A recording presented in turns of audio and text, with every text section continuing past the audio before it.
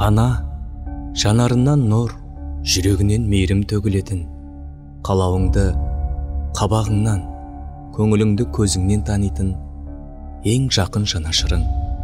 Оның қадір қасиеті жоғары, ол қыздар үшін орны бөлек. Өмірдің өткелдерінде сені қол созып күтіп алатын да, қол бұлғап шығарып салатын да аяулы анаң.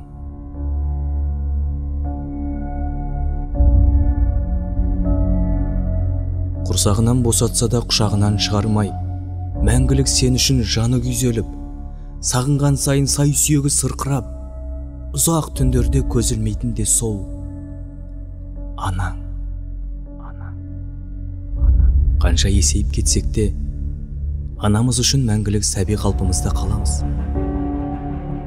Олар әрдайым біздің қасымызда, біздің барлық қателік, кемшіліктерімізді кешіріп, жақсы көреді.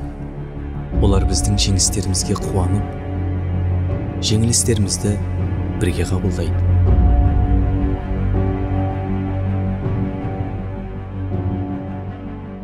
Иә, анаң ренжиді, налиды, бірақ жылы қабақ танытып, анашым, кешірші, жаңылдым, жаздым деген бір ауыз сөзіңді естісе, жүрегі жібіп, бар махаббатын сарп етеді.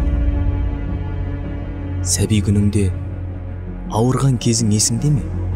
Түн ұйқысын төрт бөліп, бар пейілін саған сыйлаған анаңды бүгінде қаншалықты бағалайсың, құрметтейсің.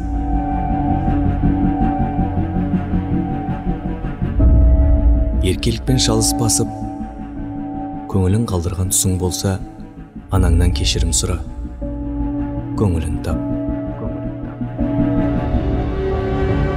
Жас балаша еркелет, жанын салып, барын салып, қорғанышыңа, қолдаушыңа айналған, өзің барда бұл өмірде орны бөлек, жүрегіңе нұр шашатын абзал жанның қадірін біл.